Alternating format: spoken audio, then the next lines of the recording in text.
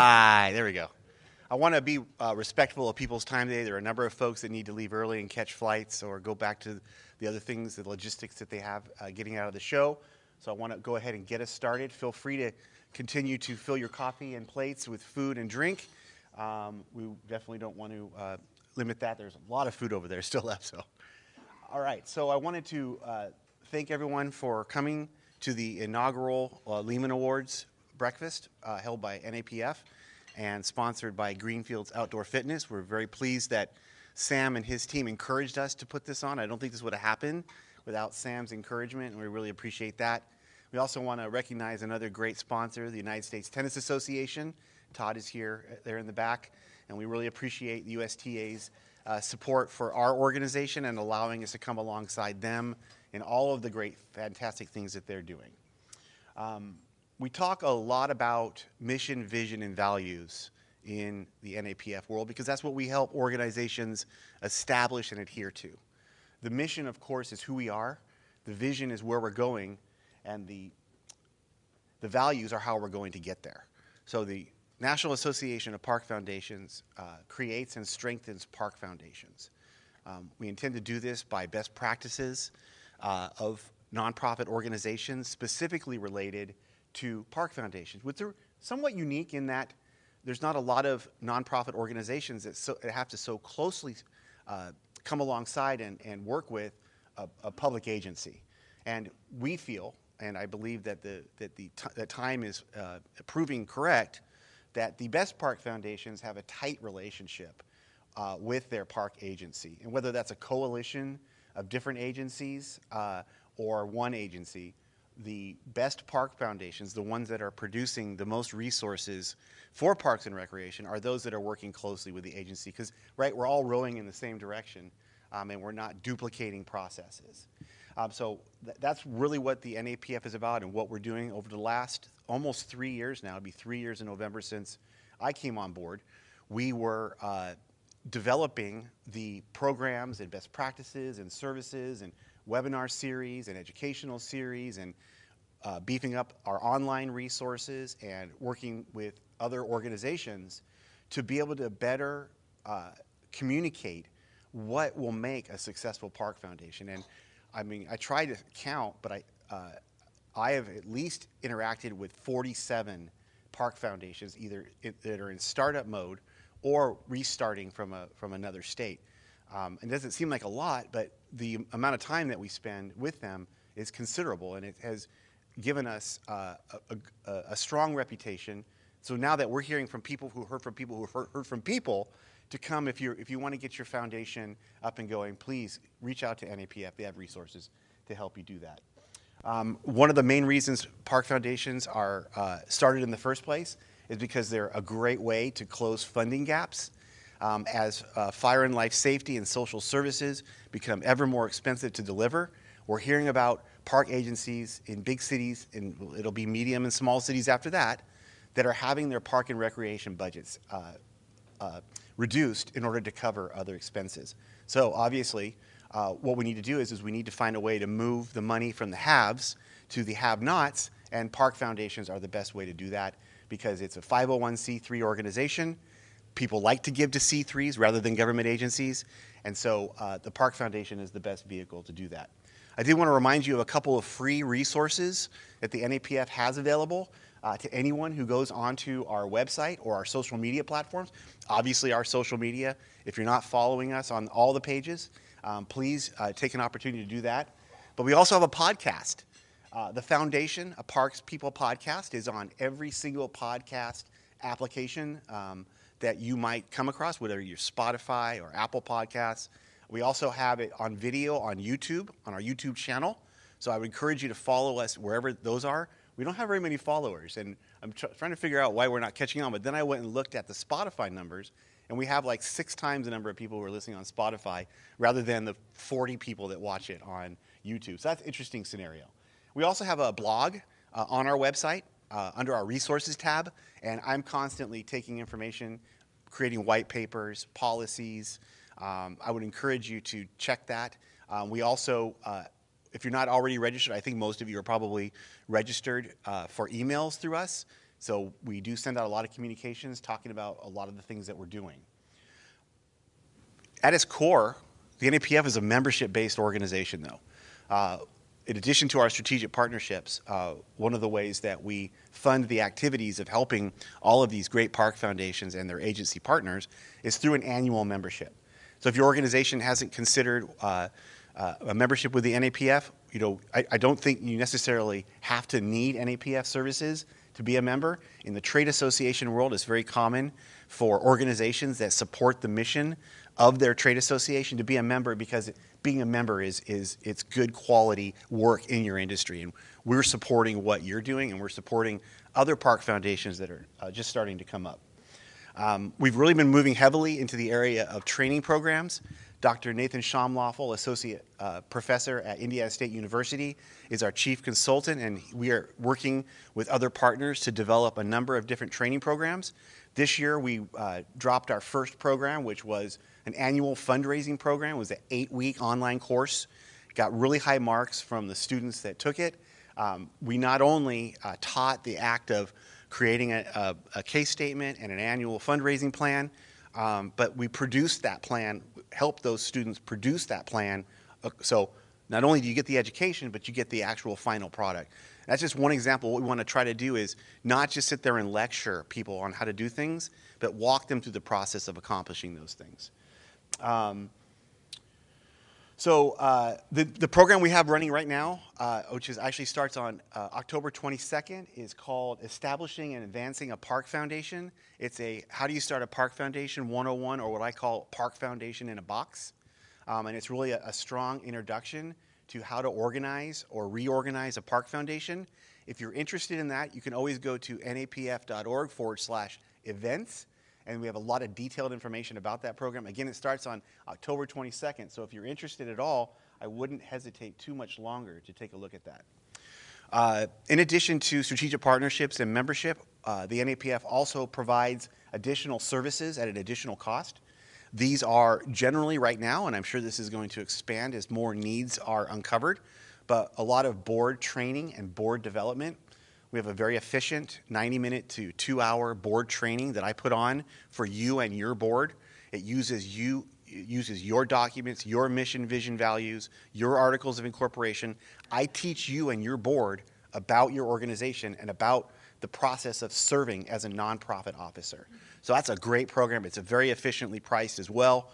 And then we also do strategic planning, which takes a little bit more, obviously, resources and time to accomplish, but we have worked with the Hayward Area Recreational Park District Foundation. We are going to go under contract with the California Park Foundation, and we're working with several other organizations right now to get ready for next year, where we'll probably be doing strategic plans for at least 4 different park foundations. So if you're interested, I'd get with me quick, because I think I can only take so many members on before we just don't have the resources anymore. And then finally, thank you. I want to thank all of our sponsors, and especially those that invested from our membership. So members investing in this organization is always great. The people for Shanahan Parks Foundation, Metro Parks Toledo Foundation, Rockford Park District, and Charleston County Parks have all provided additional resources in addition to what our presenting sponsor, Greenfields, has provided today. And speaking of Greenfields, I'd like to go ahead now and take the opportunity, since I did all my jibber-jabber, I'll skip that slide, to introduce Mr. Sam Mendelsohn. He's the president of Greenfields Outdoor Fitness, and he'd like to talk to you a little bit about his organization and what they have coming up.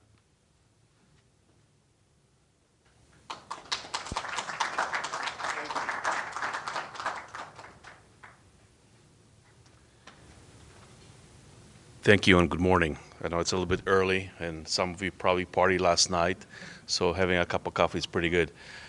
When Kevin first approached us to be part of this, I jumped right away, because we value the experience we've had with park foundations nationwide. And we work with large ones and small ones.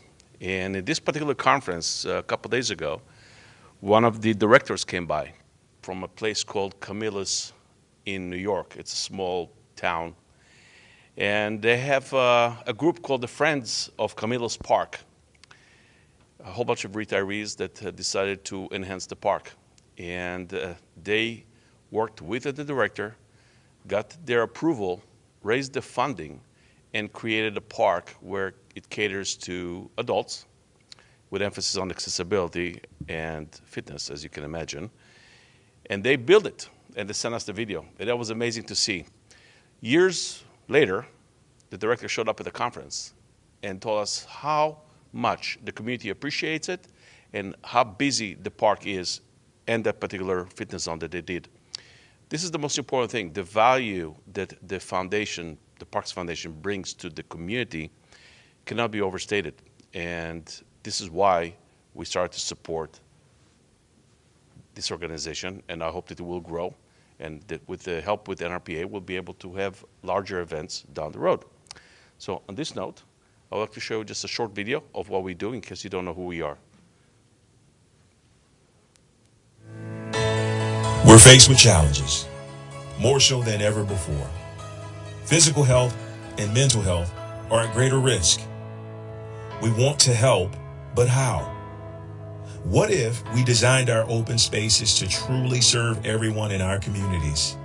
What if we leverage all they can do for families, friends, and neighbors? What if we made fitness everything it should be?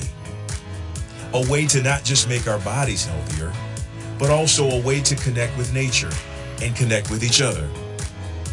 It's time fitness had no barriers to entry. Time for it to be enjoyed together by everyone. Designed to serve people for whom it's already a lifestyle and people who are just beginning their fitness journeys. Let's make the places we strengthen our physical health the same places we boost our mental health. Let's turn the fitness journey into something that's challenging yet approachable, accessible for those of all abilities, and transform fitness into an easy part of our lives. Something as natural as, well, a walk in the park. Let's take fitness to the people and start promoting wellness and fighting obesity, one community at a time.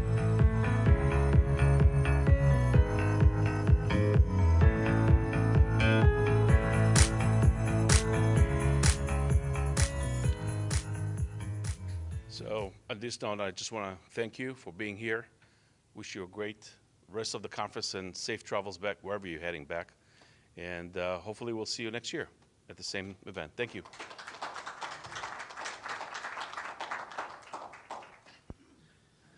Thank you, Sam. Again, and thank you very much for the coming alongside the NAPF and really helping us provide resources. And again, the motivation to step outside of our comfort zone and do things like this. I hope this is the first of many years of this organization event. And again, thank you, Sam. All right. So now I want to go ahead and bring up right now the folks that are involved in a discussion I'd like to have with regards to early startup of park foundations. First of all, I want to have maybe Matt come up here. Matt Rosebrock is the vice chair of the National Association of Park Foundations. And I want to have him just come up really briefly, introduce himself and the panelists.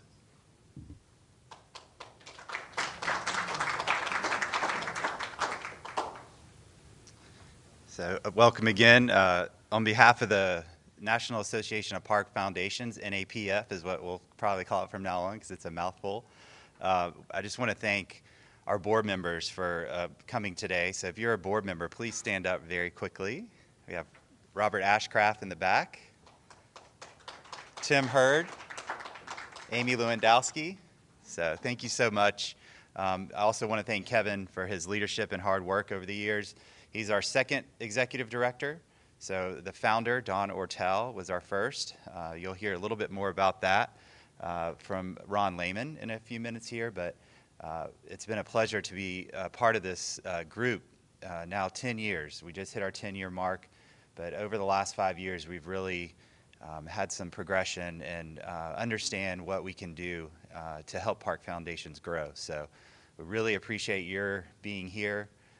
It means a lot to us, and I think that you'll really find some good information here today. So thank you all. Thank you, Kevin. And I guess we'll go ahead and have a discussion. We are going to invite Tim up to the panel and Amy up to the panel, and this is very relaxed.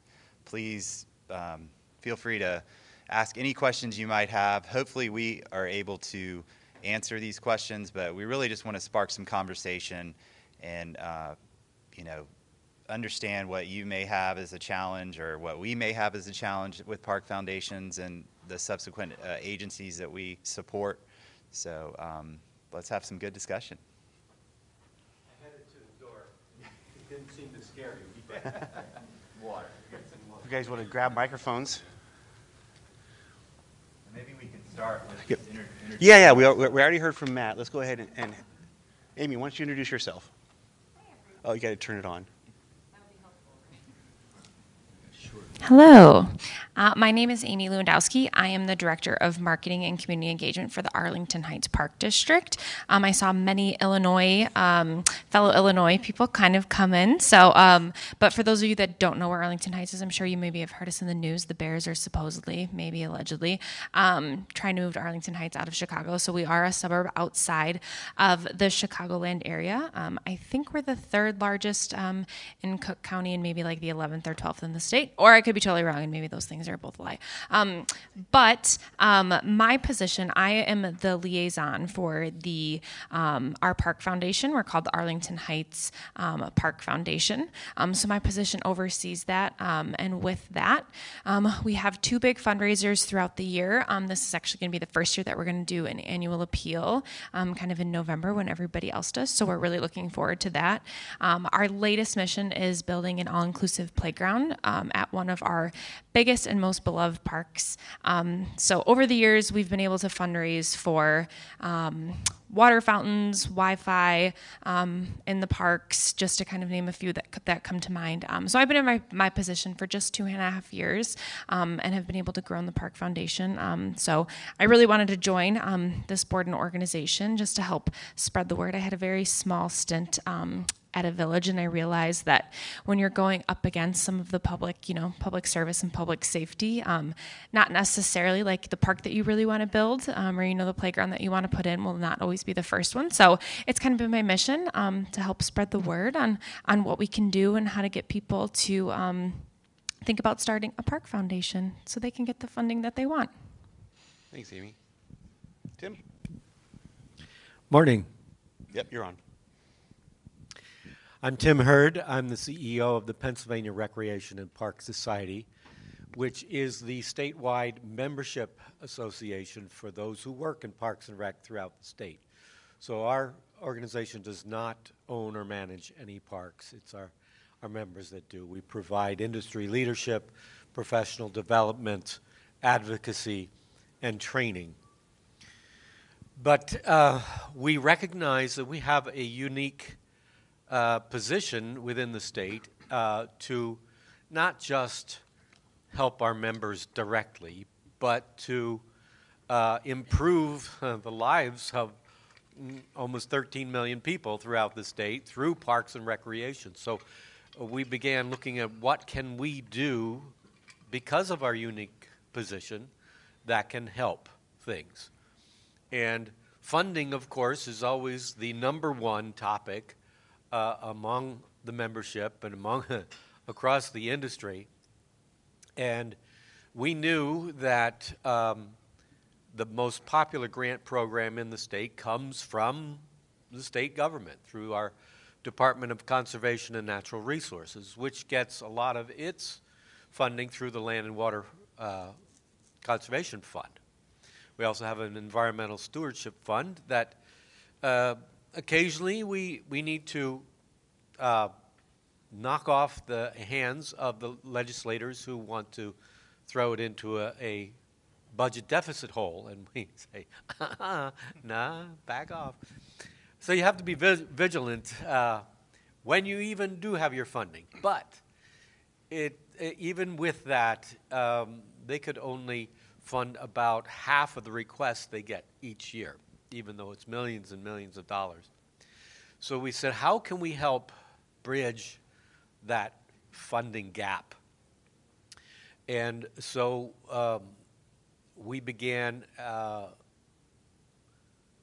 putting away excess revenues into a fund and invest it to let it grow to some future point when we can establish a foundation for similar purposes. And I suppose we're going to have time to tell exactly how things happen. Sure. Stay tuned. I've had the opportunity to talk to most of you, but my name, again, is Matt Rosebrock, and my day job is at Charleston County Park and Recreation Commission in Charleston, South Carolina. So had the privilege of working there for almost 23 years. Most of that was in recreation programming, but in 2019, I was asked to manage our foundation. And I said, thanks, but no thanks. And then had an opportunity to think about it for a minute. Our foundation was basically a pass-through, just dormant. We weren't really using it for much, but things were moving behind the scenes. In 2014, we had a young gentleman named Genesis Holmes crawl into a pond and drown, unfortunately. Followed some friends in there. And the town that he was from, Hollywood, South Carolina, his family certainly, and our commission began thinking, how can we start raising money for swim lessons? And so that was the impetus to really begin to use the foundation as a way to fund programming. And so that is our mission and vision, is to raise money to reduce those financial barriers for those in a gigantic county that's about 100 miles long, to be able to raise, first and foremost for swim lessons, but now hundreds of programs that we've developed over the last 5 years. So it's really come a long way. We're beginning to think about in strategic planning how we might be able to do capital plans and things like that, but we're pretty strict right now to board members to make sure they're aware of the mission and vision, get them on the same page to fund recreation programming. So it's been very successful over the 5 years. Can talk to you for days about how to get staff involved in that sort of thing. So it's been a big hurdle, but our money goes a very long way. We have a goal next fiscal year. We just kind of entered into the new fiscal year this July, but to raise $500,000. So we've come a long way in 5 years, and it's a big process in educating your staff and your local community about your foundation. So that's a brief history of where we've come from, and we'd love to hear from you guys and spark up some conversation. Excellent. I don't give Matt nearly enough credit, except maybe when we're talking, that although Charleston County Parks is his day job, not this week, it hasn't been. This has been his job. He came here and has been a huge support for me as I do the things that I'm doing. All right. When are you going to start paying him? Exactly. Well, I think I inadvertently referred to him as an employee last night when I was talking to someone, but because it almost feels like we're working. Obviously, we're working on the same goals, so it feels really comfortable. All right. So we wanted to kind of talk. We have 3 completely different Park Foundation experiences here. Each of these park foundations are in a different part of their life cycle. They concentrate on different things. So I have some questions, which I hope will spur some good information for our folks that are attending and those that are watching this after the fact on video. So the first question, which I hope everyone was prepared for: how is your park foundation structured? Let's begin with Amy.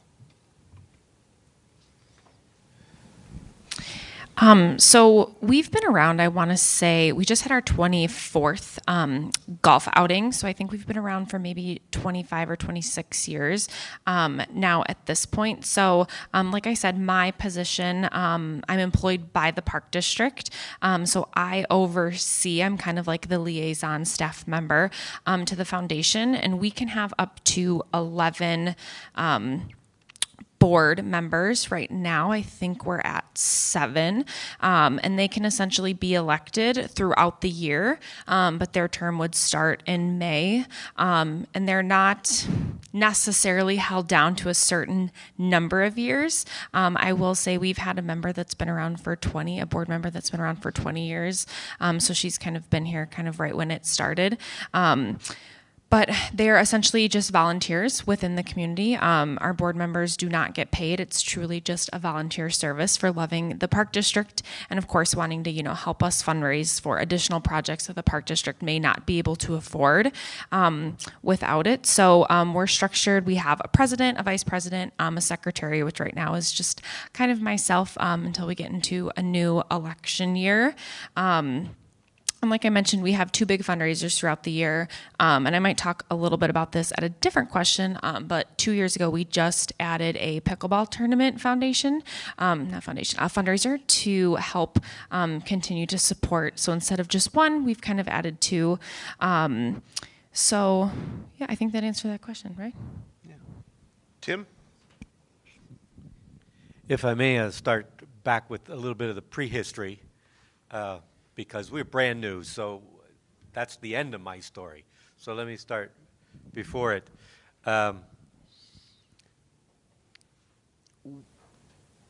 When we first had the idea of Creative Foundation, we created a task force that looked into the feasibility of it because we learned, and in part from Dr. Nathan Schlomleffel, that our idea hadn't been done anywhere else before. We were talking about a statewide foundation specifically for parks and recreation, not specifically aligned with any particular park system, county or state or level. And what we found, well, that was the main thing we discovered, that we would be the pioneers. Well, we said, well, that doesn't scare us because you get to figure it out. Pioneers are the ones who get to stumble as they advance. I heard someone else put it a little more graphically. The first one through the glass ceiling gets the bloodiest. So we said, okay, that's just so that we know that going into it. It hasn't been done before. If there is any that you know, please tell me because we want to compare notes and figure this out a little bit further. And then we did put, like I said, a special fund together and excess revenues into that, and donations as came. And we set that aside and let that grow. And then last year, as it was approaching $1 million, we said, well, it's time to turn this thing on. So we formed another task force last year comprised of board members of the Recreation and Park Society. PRPS is our acronym, which are elected by our members. Other people in the recreation and parks industry. We had some who have fundraising expertise and people who are financial managers and philanthropists. And we pulled this group together and we worked, actually I think it was a period of about 9 months, monthly meetings, to figure out what this would look like and how we would operate.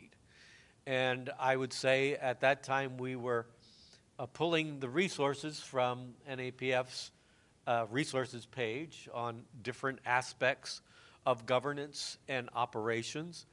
And we talked through it and we drafted an operations and governance manual during those months.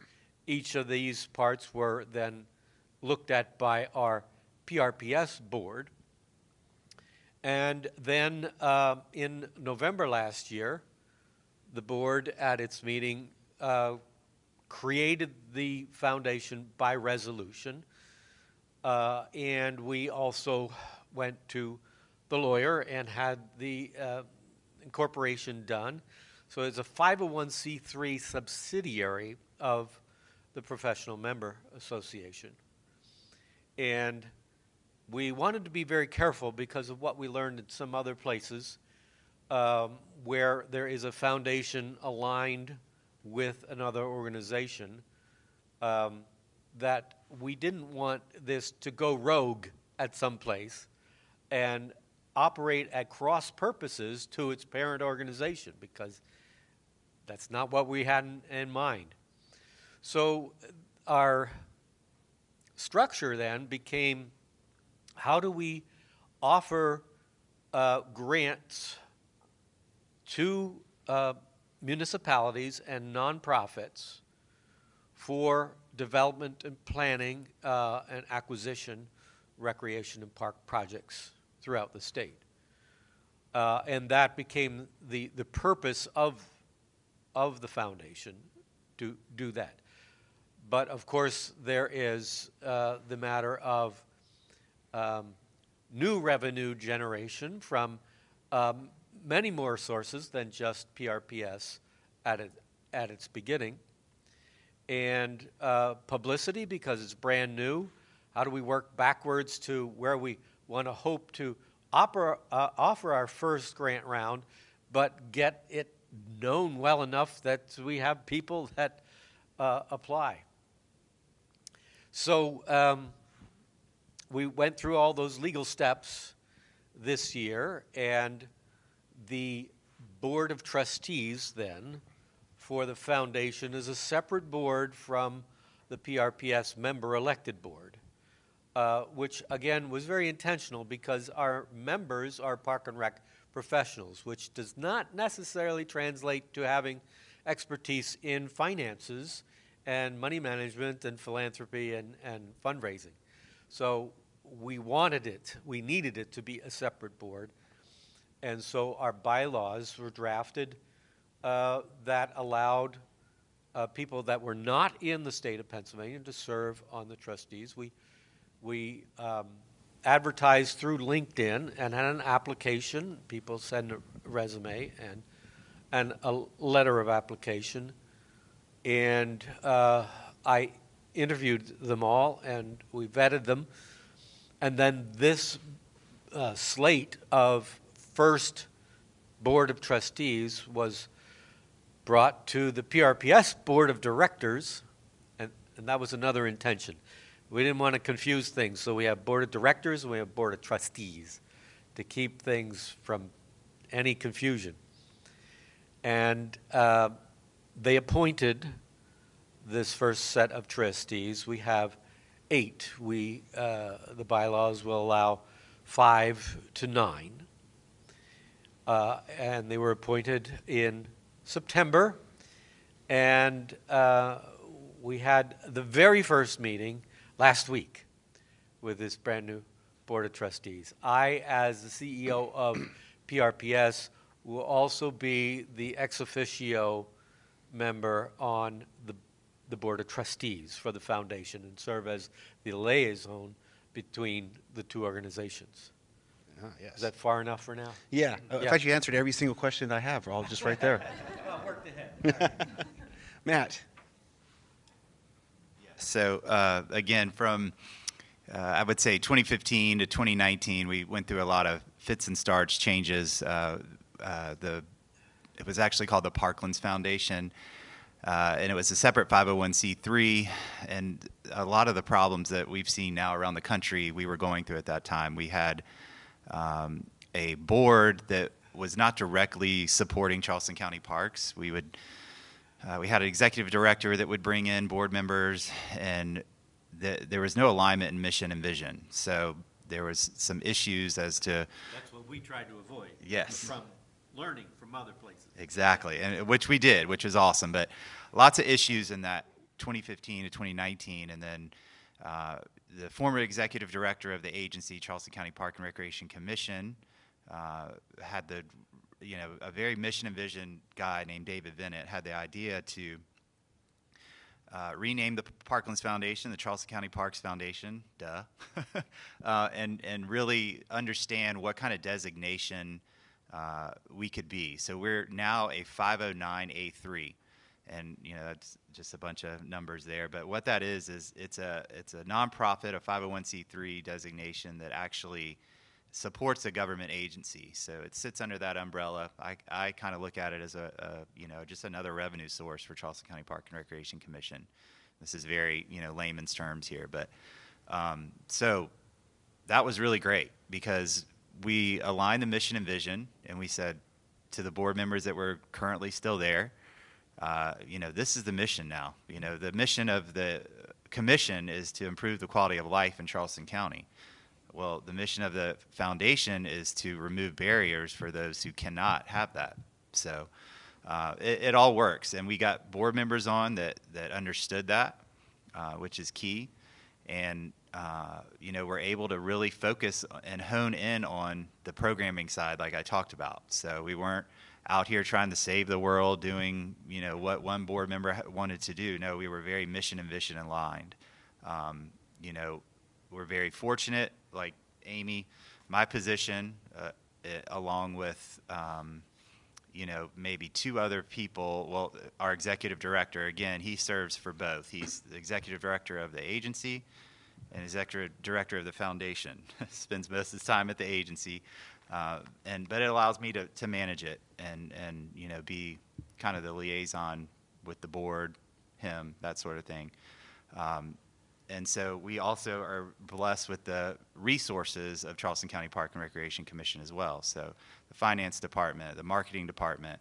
So that's something you'll hear us talk a little bit more about, is the agency has to be willing to move some resources around and provide resources to make sure that the foundation is able to function. So that's a brief history of the formation of our foundation. So hopefully that kind of gets us going. So just to let you know, we will be opening up for your participation in Q&A, but moving on to the second question, which I want to start with you, Matt, is what motivated you or your agency to start your foundation?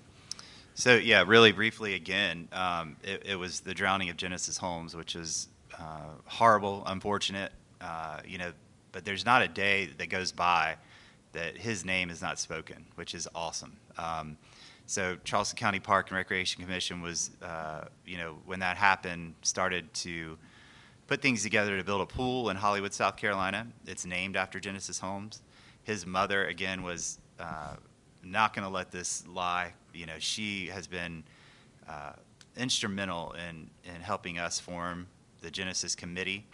And she did not know how to swim. She did not own a bathing suit. She became a lifeguard at the West County Aquatic Center.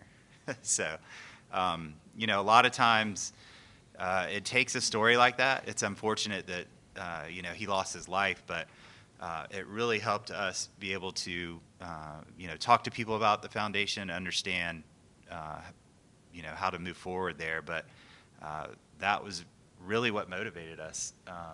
And now we are able to, provide some kind of life-saving skills through a portable pool program that moves from rural southern Charleston County to northern Charleston County that teaches about 300 to 400 kids a summer not to drown.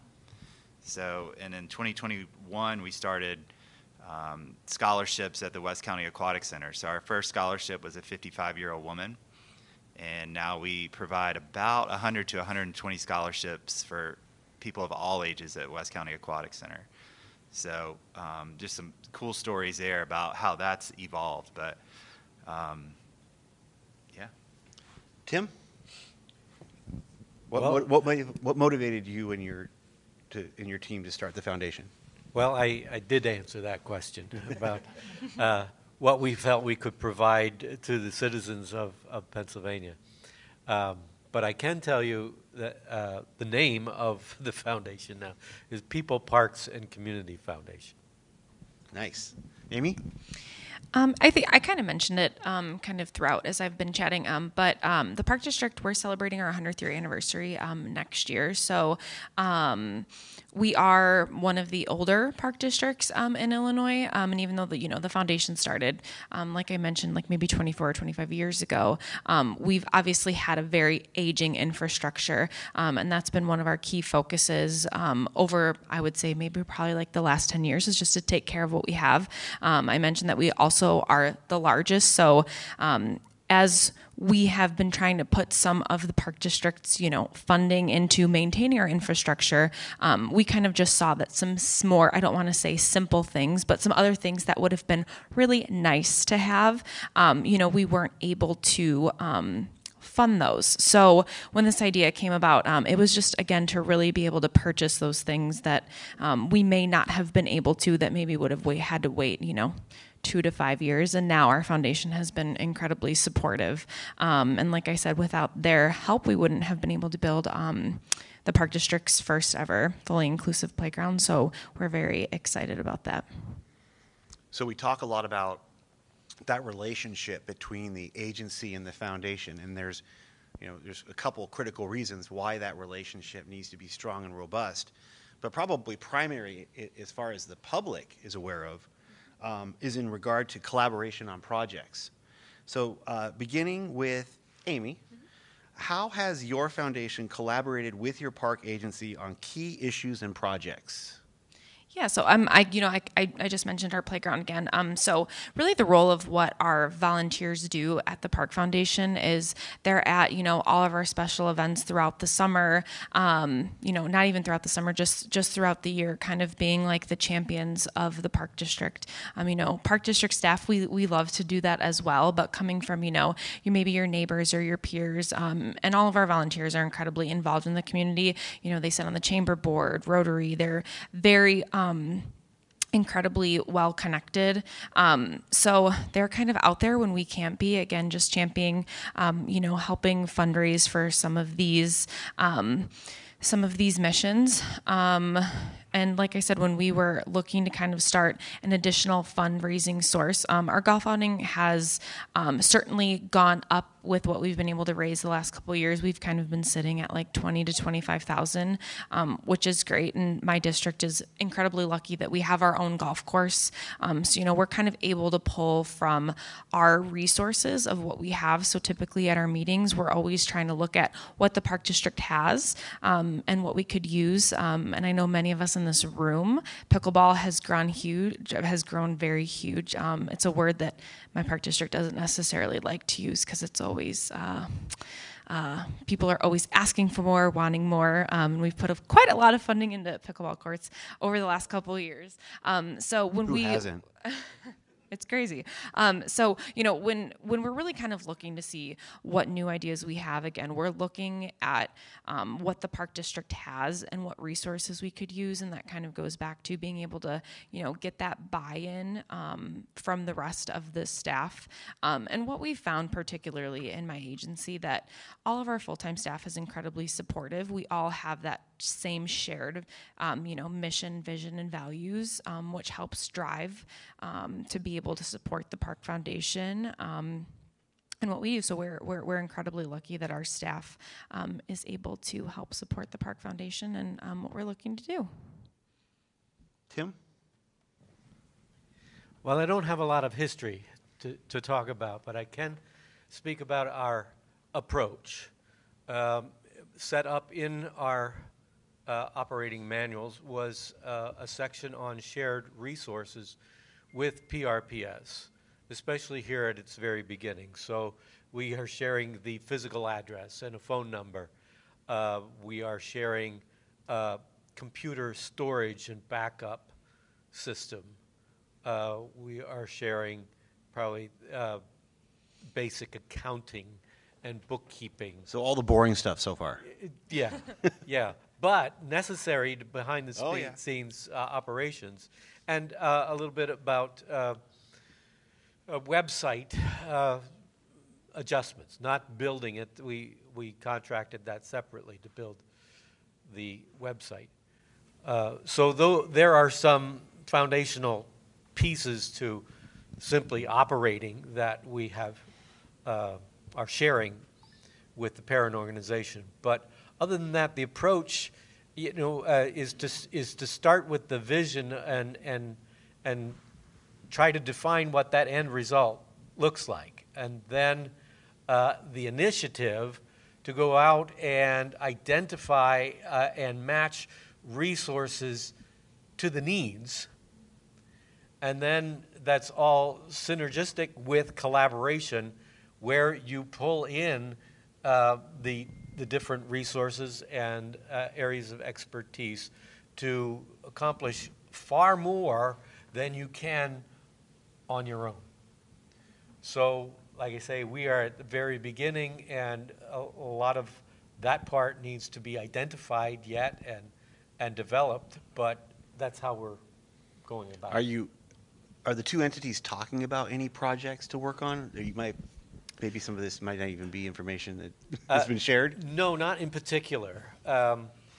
We did put a provision in for PRPS, can apply for grants, but it has to be for something that's particularly not able to be accomplished through its own budget. And they will be competitively scored along with any others that come from outside the organization. So we didn't want to deny access to that, but allow it in a certain way. Fantastic. Yeah, Matt? Yeah. What do you got on this? Yeah, this is great. So really structured meeting over the last couple years. We met last week, actually. So in early October, and the staff, Charleston, the commission knows about this in a year in advance now. This is something we've been doing the last couple of years, is we asked the directors to prepare to come to us in October with a listing of everything they want to be funded. And it used to be, swim lessons, portable pool, summer camp scholarships, maybe a few other programs. We were funding maybe $50,000 to $100,000 a year. But I would say in 22, we said the foundation is raising money. We've probably been raising somewhere between 150 to 300 each year. And we said, start looking at the foundation as a viable resource. Come back to us with a hefty list of what you want to be funded. So they work all year, and we are now, the fiscal year that started in July, we're going to fund $250,000 worth of programming.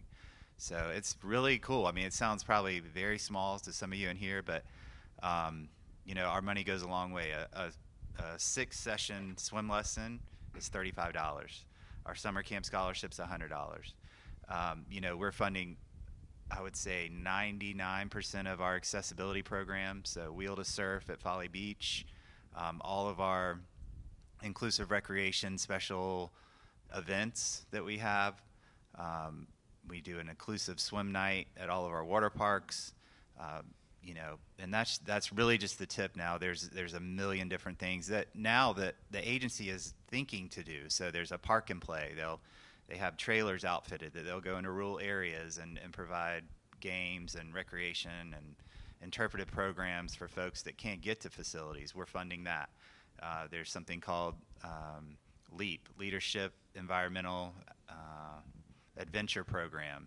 So again, that happens on a weekly basis for kids out in rural areas that may not have those opportunities to know how to set up a tent or climb a climbing wall. So it's our motivation now has gone back to the agency to think of things that we can now fund. So it's a really good system. They work all year long to figure that out, and they come to us as the funder. So it's really cool. We're still in that programming lane, which is great for us now, but we're already seeing that we're going to buy new trailers, so we're starting to buy some assets and things like that as well. So we're growing slowly, but really doing a lot. Our money goes a long way. I'm going to grab your mic. I want to take the opportunity to kind of open up the floor, and I have a microphone. Is this one on? Oh, there we go. Okay. So let me go ahead out here and get a question from the crowd. Introduce yourself, sir, as well. Yeah, it's Robert Ashcroft. I'm out of Phoenix, Arizona on the NAPF board. Thank you. You're great. So are you, Kevin. So here's my question around your strategy. It sounds like the monies raised are operating funds that are put out every year. Could you talk about endowment building? Because is an endowment strategy a part of what you're doing, or is it literally you raise a buck and you put it right back into programs? I would think there's a balance in there, but could you talk about endowment building versus day-to-day just operating? Does that make sense? Absolutely. Yeah. Our endowment is restricted. So the endowment was actually given, I would say maybe 20 years ago, to the Coastal Community Foundation, I believe. and I wish we could go back. So I think we gave $252,000, maybe late 90s, early 2000s. Again, when our foundation was dormant, and the stipulations, I'm not going to pretend to know exactly what they are, but the stipulation was basically we'd never pull that money out again, which was kind of a mistake because now it's close to $1 million. So we get the interest back, which is awesome. So we get about, last year I think it was $13,000 back in interest. But, and again, I don't know the laws or how it works, but the way we did it, that donation we made, we can't pull the big sum out, which is kind of unfortunate because again, it's up to about $1 million. So I know that's probably not the way that a lot of endowments work, but that's kind of where we're at. Now that $13,000 chunk that we get every year just continues to increase. But if we had to do it over again, we would probably have done it differently.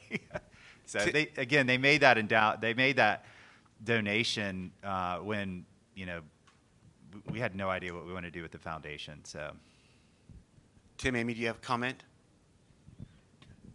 Yes, because again we are new. The money was commingled with our operating reserve of PRPS.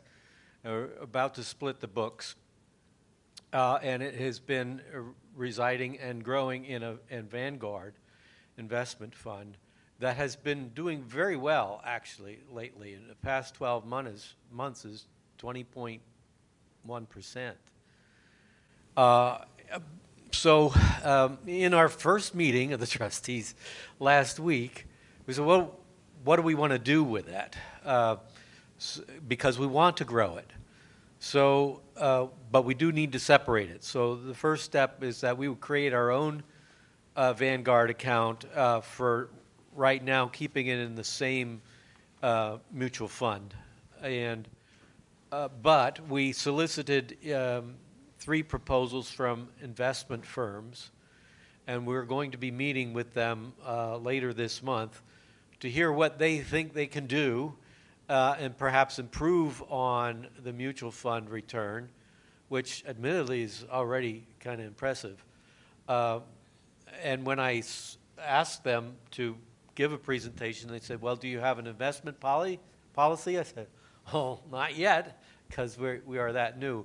But I said, you may want to give us some options in your recommendations that we got this, or you need to, here's an alternate thing that you can consider. But yes, we need to both diversify and grow that fund. It's not in the bylaws, but it's in our operating that we would follow a basic 5% rule of thumb, which is not any rule, but we don't want to spend more than 5% in any year. In other words, keeping it below whatever we earn in the interest, so we're not eating away at that principle. But at the same time, again, because we are starting, we need to invest in the foundation itself, in our own capacity. So for our first year or two, we will probably be using more than that 5%, but hopefully that will translate later into developing much more revenue that increases its capacity on its own. So that's the status we're at. Anyone else have questions? I want to take at least one more.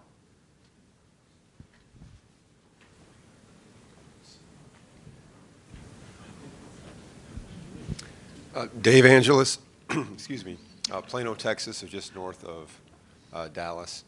How do you balance, or how do you approach, the solicitation of partners or funds, and find that balance between your actual department staff and the board members? Is there a clear delineation between if only your trustees or your board members ask for those throughout the community, or do you actually have your staff also out in the community trying to solicit those dollars coming in? So I would say for the most part, it's typically our volunteers that are soliciting, just because they are very well connected in the community. So they do a really great job of that. I will say the only other person that will go out and solicit is myself, just because my general position also oversees sponsorship. So I also have relationships kind of built up in the community.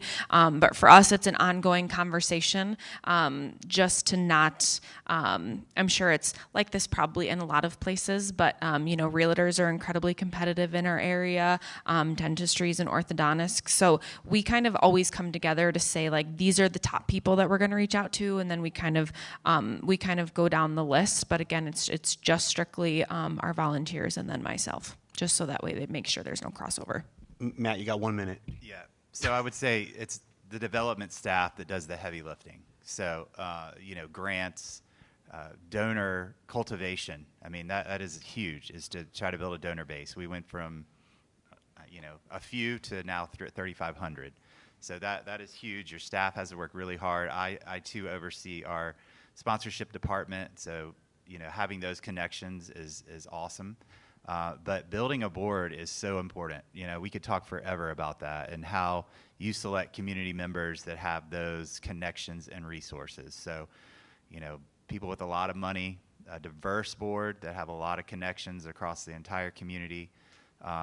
But yeah, I mean, that's a whole session in itself about how to select board members, because they'll come to you with, maybe $1 million connection or something like that. So, again, huge. But, another very quickly thing that you need to start exploring is the,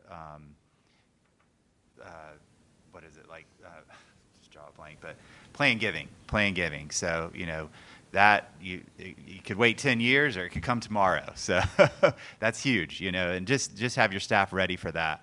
All right. Well, thank you, panelists. I think next year we're going to have a lot more time for a panel discussion, but we are up against our agenda right now.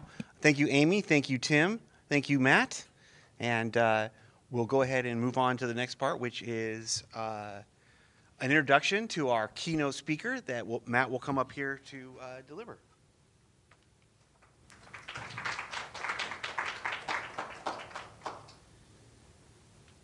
And again, guys, we'll be around right after this if you have specific questions, and please reach out to Kevin or myself or any of the board members, and we'll talk to you at length about maybe some questions you have.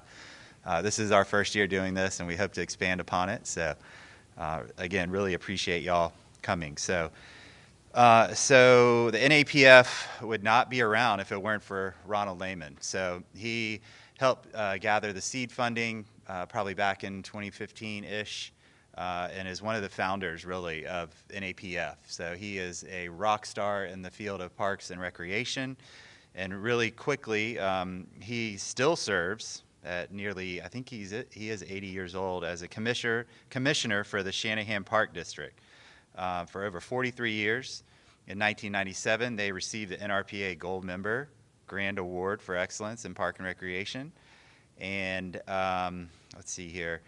He served as NRPA for over 12 years, serving as the chairman of NRPA for 6 years and trustee for 6 years. So he also served as the president of Illinois Association of Park Districts Board of Directors, with 10 years of service on the board as the chairman of Illinois and Michigan Canal National Heritage Corridor Commission for 5 years. So Ron is awesome. If you never met him, I hope you get to one day. He was so excited to be here, but went on a trip last week. He travels too much probably, and contacted COVID. So he had to stay home, but in true Ron fashion, filmed a video. Hey, good morning. Good morning, all of you. What a day it is here.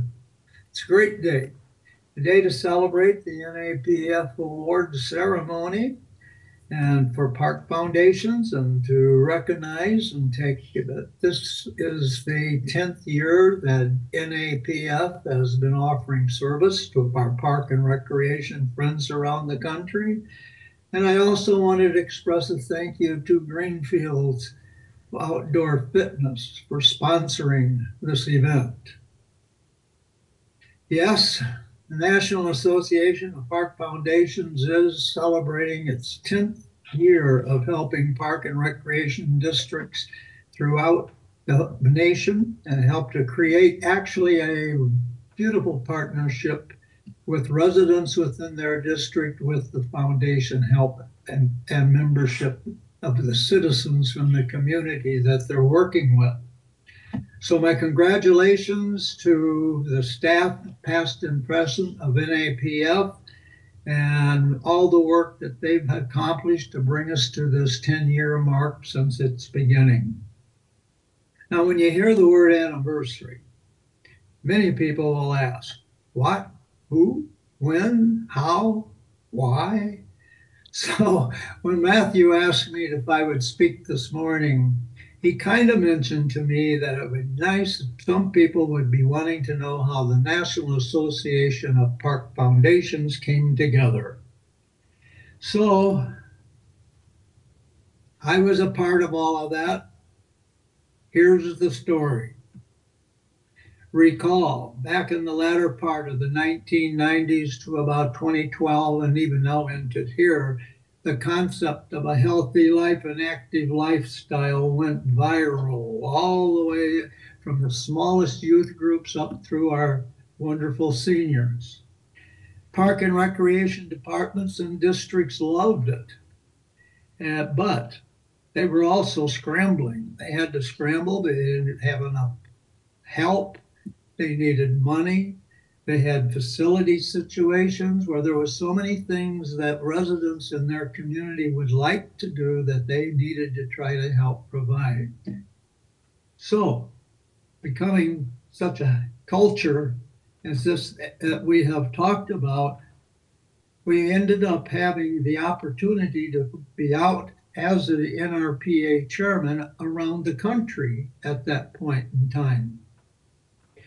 There again, same story as we just mentioned.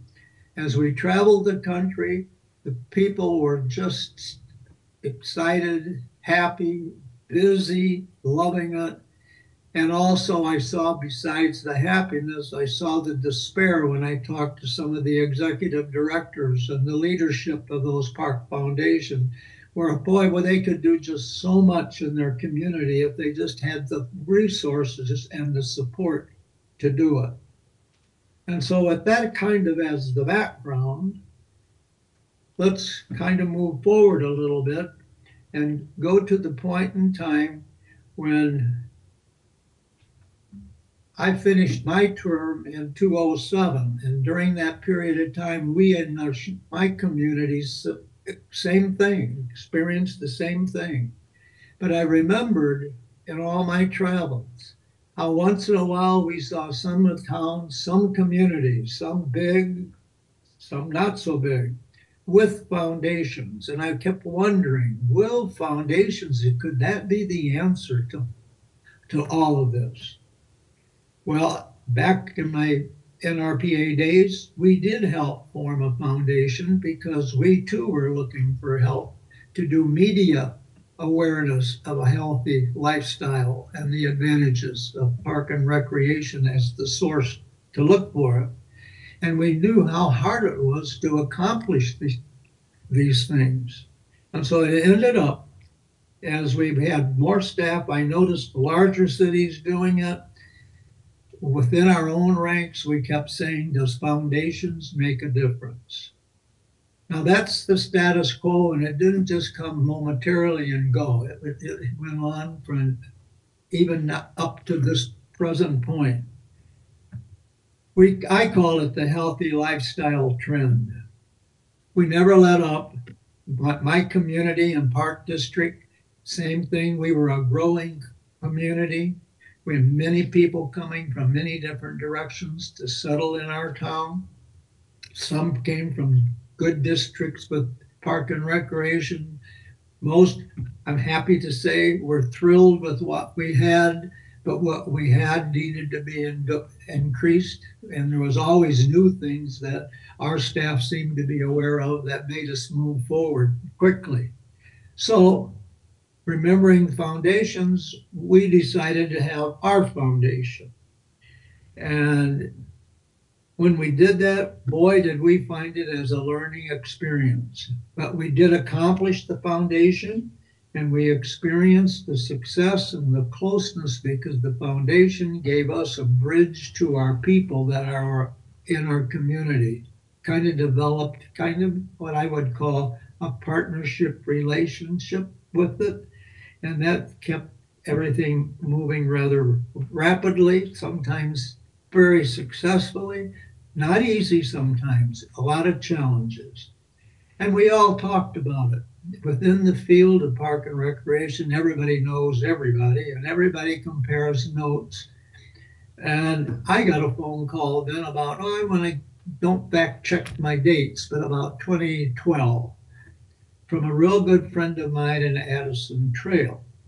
In Addison Trail, he called and said, Ron, I need a favor. I need for you to get time and meet somebody that I've met and listen to a plan that he has that I think you'd be interested in. He'd like your opinion. And so, curiosity being what it is, we quickly set a date. And I met a gentleman by the name of Donald Ortell.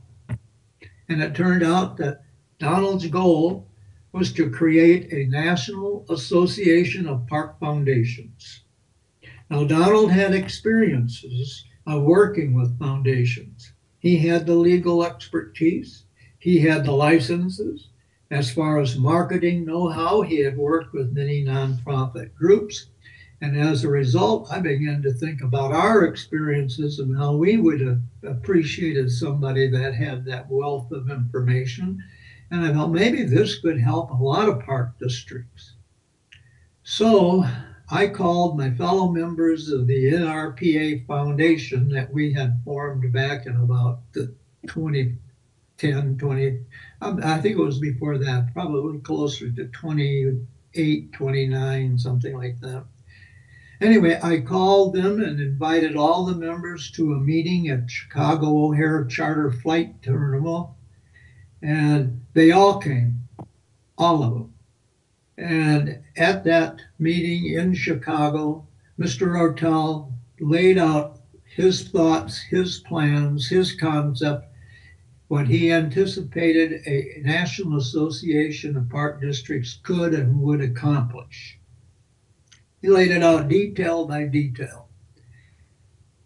The the NRPA group met that afternoon later in the day and discussed it, and it came out with the decision that they would support this with a $50,000 startup grant, with another $50,000 to be had once NAPF could show that they had so many members by a certain date. So NAPF was born. Now, being born and doing a lot is a lot different. There was a time period there in about the 2010-11 period when everybody was so busy gathering help. Donald had to meet tons of legal requirements as we got into being with selecting board member candidates, work schedules, all of these things were taken care of, but it didn't go quickly. It takes time. NAPF was born, but it wasn't really until about early 2014, 10 years ago, that NRPA began to deliver services to the park and recreation community. And suddenly here it is, 10 years later. So during that 10 years, I certainly want to thank Donald Ortell for his visions. I want to thank those past NRPA Foundation members for their support and funding that made this possible. And it's now all throughout the USA. So that members really showed the wisdom of the future. Donald and the department staff, Mr. Kevin Horenthal, and today's staff for taking over when Donald retired. We are still in a vibrant period of time. Things have been going so good. We offer our congratulations and tip our hat to Kevin and to Donald for all that they have done for the park and recreation field. And it certainly does prove at the end Foundations do improve park and recreation communities. Thank you. My congratulations to award winners. Again, my thanks to Greenfield and to Donald and to Kevin and all of their staff. You have a great day. I kind of wish I was there to be with you. Thank you.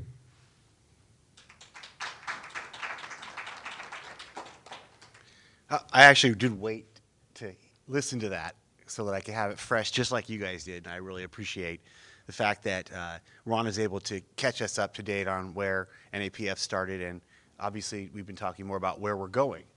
So speaking of where we're going, one of the areas I think that the NAPF has honored throughout the 10 years is it has endeavored to honor those park foundations in the country that have gone above and beyond and have really thought outside the box. And we're going to hear from some award winners and some of their out-of-the-box thinking today as we do our awards. So I'm going to have Matt come on up here right now and grab a microphone. So I think what we'll do is we'll go through each of the awards, and I'll have you the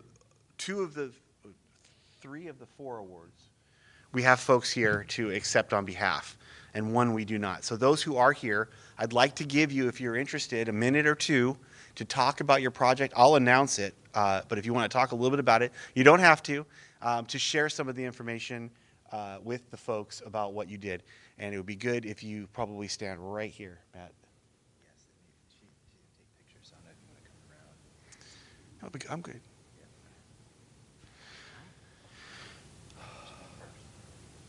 All right, so the first award we have is the 2024 Lehman Award winner in Innovative Event Production. The winner of the Innovative Event Production Award is Somerville Parks Foundation, and they were awarded for the Low County Sings mission, enhancing community quality of life by preserving and developing parks and green spaces.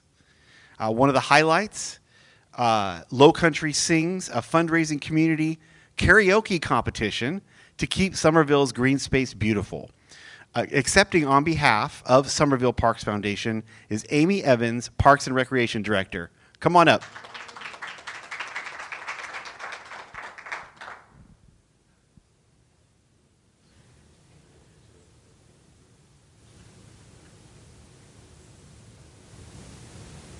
You want to say a word or two? Thank you, guys.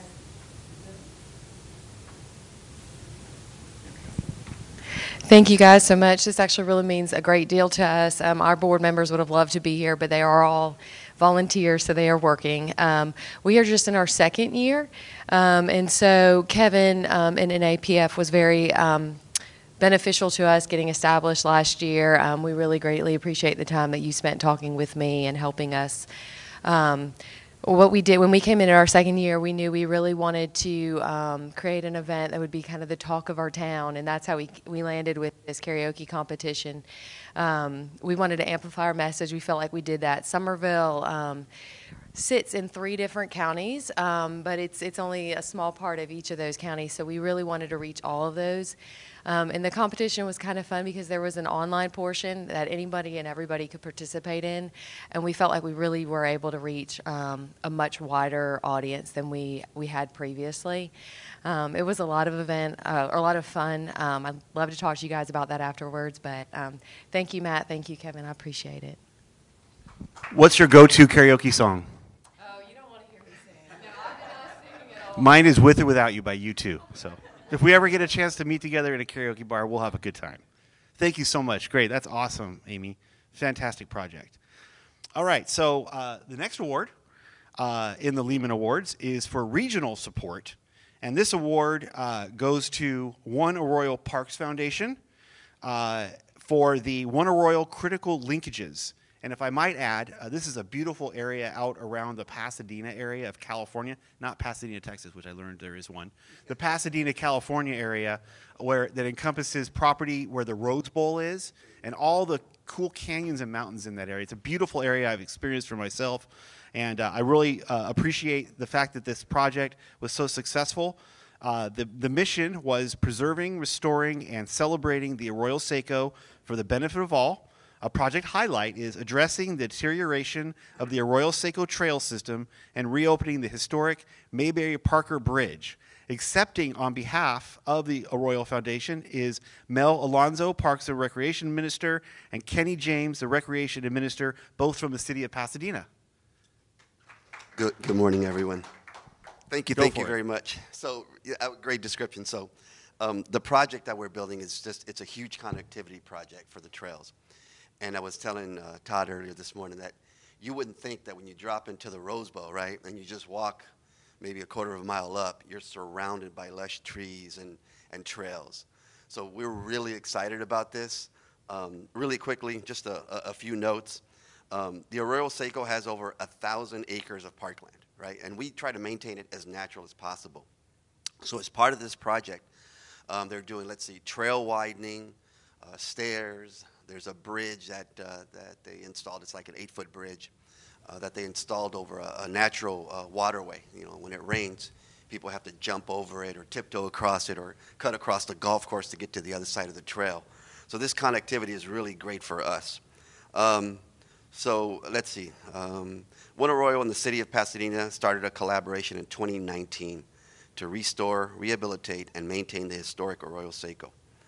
One Arroyo was founded to partner with the city on fundraising and assistance to make the Arroyo Seco the park that Teddy Roosevelt called could be one of the greatest parks in the world. The current project of the Arroyo Seco is restoring 3.5 miles of a trail between major connecting points between the Seco, enabling users to experience a natural environment in one of Southern California's most urban areas. So if you're ever in the area, bring your hiking shoes and hike the 3.5-mile loop. You'll like it. So thank you very much. Thank you. Thank you. I like to note that the managing director of the One Arroyo Foundation is Rick Gould, and I actually served as a park commissioner in Southern California when Rick Gould was the director of Parks and Recreation in Santa Clarita, California. So here we are, we're back around again. Thank you. All right. Okay, so for our third award, this one is Excellence in Community Programming, and this award goes to Charleston Parks Conservancy. This is awarded for the Teddy Bear Picnic mission, Teddy Bear Picnic, whose mission was inspiring Charleston residents to connect with parks and create vibrant public spaces. An event highlight was the 14th annual Teddy Bear Picnic, where the Wild Things Run, promoting community collaboration and environmental stewardship. And before us today to accept the award is Katie Bell, Director of Operations and Education. Thank you. The Charleston Parks Conservancy is probably one of the older organizations here today. We're only 17 years old, which is actually kind of young, I think. And the Teddy Bear Picnic has been happening for 14 years. It's our longest running event and program. Last year, we entertained 4,000 guests at Hampton Park, which is one of the most iconic parks in Charleston, South Carolina. It dates to the 1780s. And we entertained families. We had 25 business partners that came, and we steward environmental initiatives in that. So 25 partners, activity stations. We have Parker, our life-size bear that's about 8 foot large. And where the Wild Things are, we connect children to learning about environmental stewardship through educational components like reading. So this year's theme, or 2025's theme, I'll announce it for you guys today, is the Lorax. Oh, so, nice. Protecting our trees. We also have an initiative called the Charleston Trees Program. So we're connecting those two programs together next year with the Teddy Bear Picnic. We maintain about 25 of the city's 125 parks. So Matt, Amy, and I, all from the same region. Initiatives, all very similar. We work with the county system, but we manage the city parks, so it's the municipality that we work with. Thank you, Amy. I appreciate that. I'm sorry, I said Amy. That was Katie. I'm sorry.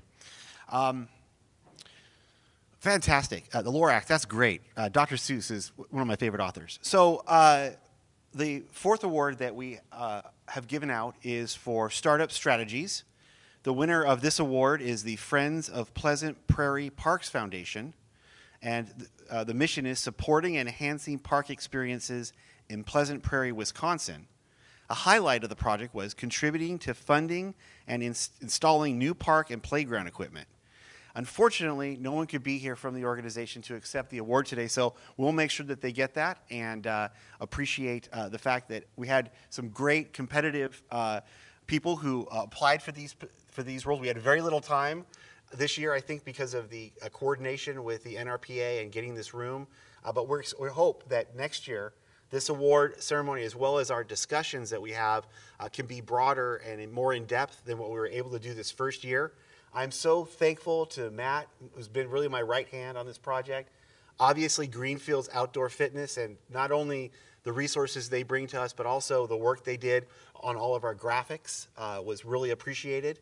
I appreciate you, the folks that have got up early to have breakfast with us this morning. I think we're a couple of minutes early. Yeah, we have about 15 minutes. So if anyone has any questions or anything they'd like to say, I like to use all the time we're allotted. Any questions, any thoughts? Anthony, anything you'd like to say? Here I go, calling people out now. Hold on. Introduce yourself. And I know probably the shorter version since there's so many things you're into. I agree. Thank you so much. So my name is Anthony Racki. I'm the professional development manager with Playcorps, actually. Prior to that, I was with Michigan Recreation and Park Association, MParks, in training and development, and a practitioner in the field in Milwaukee, where we actually started a Parks Foundation recently when I was still there, and I was a founding member of it because we had a lot of just projects that were backed up. Some county administration came through, there was some deferred stuff, and they were having conversations about putting parking meters in parks, and there's a lot of equity challenges with that, and how we wanted to really preserve the system in Milwaukee, which is a fantastic green space that is full of Olmsted parks and so much more. And so that was where I really learned the value of community engagement and involvement and working with partners and ensuring that we work to preserve these spaces for everybody, so that knowing that sometimes there are challenges in municipal government. And so now I'm in Grand Rapids, Michigan. We have the Friends of Grand Rapids Parks. Again, fantastic opportunity. So I joined the NAPF as a young professional when I was still a young professional a few years ago. Had a chance to work with Kevin putting together some training development programming at the start of this year, and then the opportunity to come here for the first of these events, which I'm glad to see all of you and hope to see it grow in the future. But thanks for inviting me. Thanks for keeping me in the mix and everything. It's been great growing, and I just see the value of it in my previous home and my current home and across the nation. So congratulations to the award winners, and thank you so much, Kevin, for this wonderful event. Thank you, Anthony. Anyone else like to make comment? Any questions you have of anybody who's here? Well, with that, I'm going to go ahead and allow my vice chair to close this out today, and appreciate everyone coming. Thanks again, guys. We just had, Allison and I from Greenfields just had a great idea to get the award winners together. So before you leave, let's come up here and get one last shot. But thanks again to everyone. Todd, really appreciate you coming. Thanks for everything USTA does for the NAPF, certainly Greenfields. Without you two, we wouldn't be where we are today. So please encourage park foundations. I know you all are champions, and I hope that we can be a resource for you as you begin to embark on that endeavor yourself. We're always available. Just reach out should you need anything. Thank you so much for coming, and have a wonderful trip home. Thanks a lot.